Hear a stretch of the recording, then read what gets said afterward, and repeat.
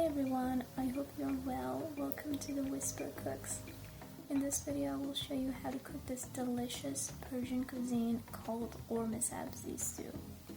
This is a traditional and all-time favorite Persian food. I don't know any Persians who don't like this, and if you know one, well, I don't want to know the person. It is pretty straightforward. I have the entire recipe in the description box so you can check out all the details.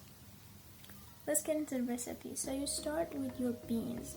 Originally, Ghormeh Sabzi is made with Pinto beans, but if it's not available, you can replace it with kidney beans. We need to let the beans soak in the mix of water and salt. And so you put it aside overnight.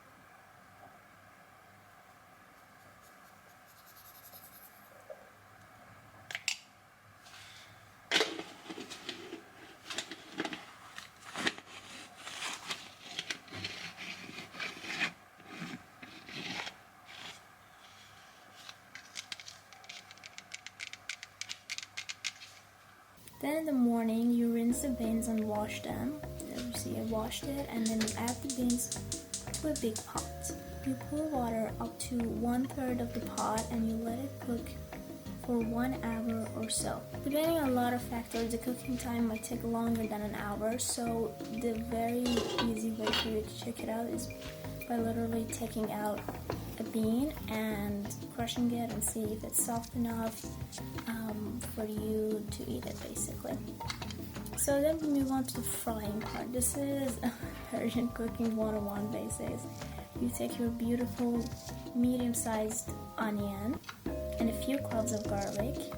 I don't have white onion, but if you do have white onion, I recommend you to go with white onion, but it didn't have any. I used a hand chopper to dice it into tiny pieces. Yeah, please make it as small as possible because it will mix up with the meat a lot better when we're cooking it later. This is a technique I also introduced in my first video. It is the best way to make sure you will not end up with raw onions after frying them, regardless of the size of your sliced onion.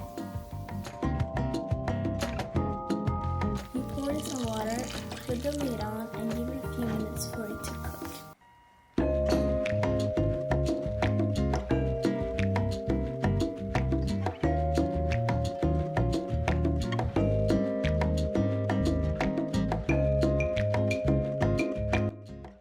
And then here also we're checking up on the beans here, and they're all looking really good.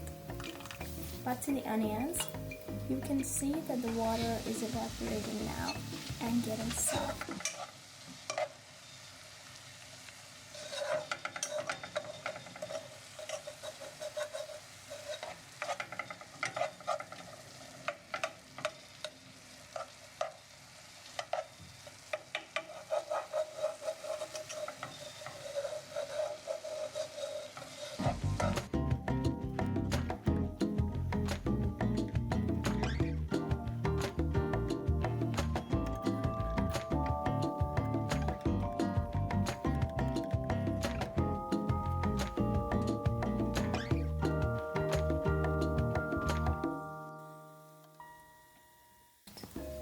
Some oil when it is all evaporated, and you notice it is sticking to the pot, and this is where I added my olive oil. You let it fry on medium-low heat.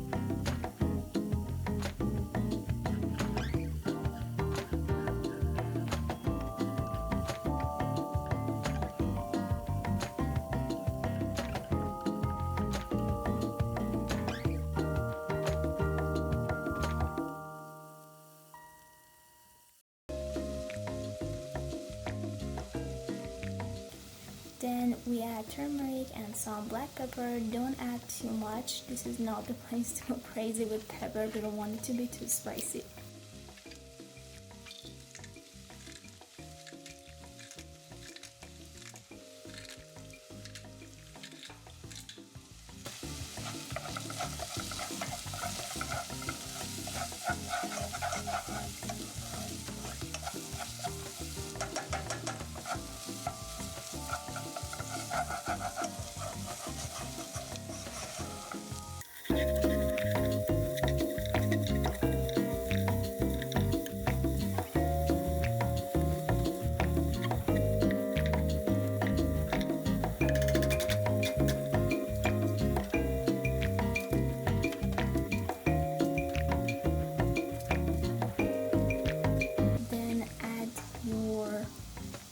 Unfrozen lamb meat.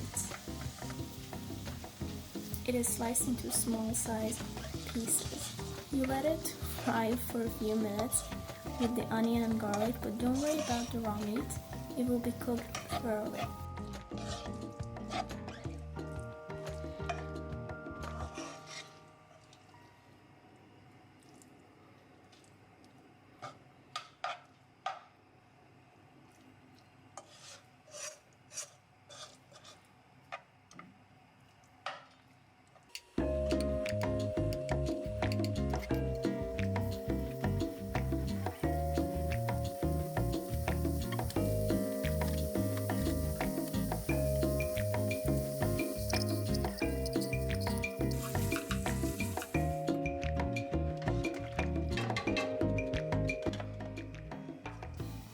You then add this mix to your cooking beans.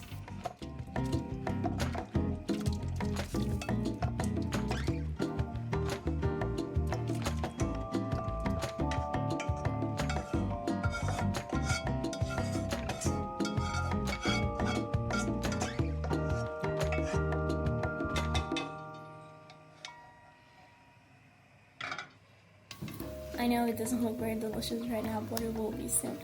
Just let it cook for an hour or so. Again, you need to check to see if your meat is soft, but on average 45 to an hour is enough.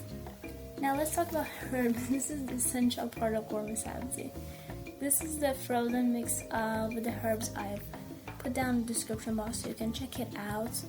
I'm not sure if it's available everywhere and easier. I highly recommend you to find a Persian grocery store nearby and buy it there, and they will 100% have it.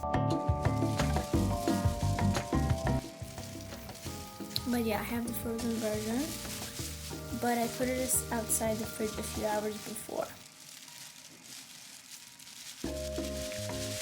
And yeah, this is me getting everything out.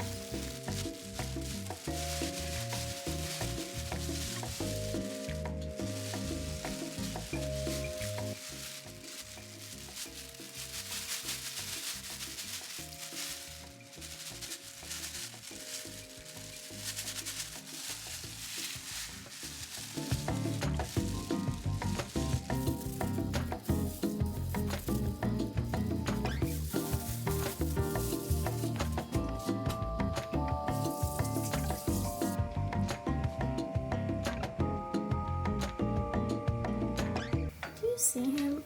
I mean, I think of Ghormeh Sabzi as a he, him. So I think of it as a masculine food, and it is coming together now.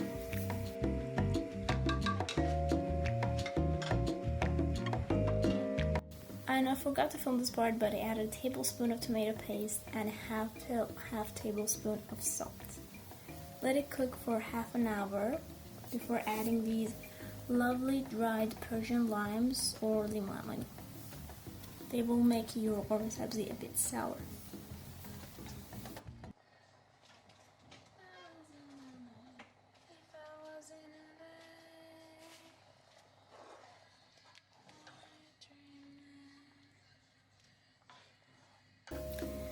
Let it cook for 15 minutes or so. And then you have the best freaking Ghormeh Sabzi. Have it yourself, with friends, family, and definitely serve it with Persian rice.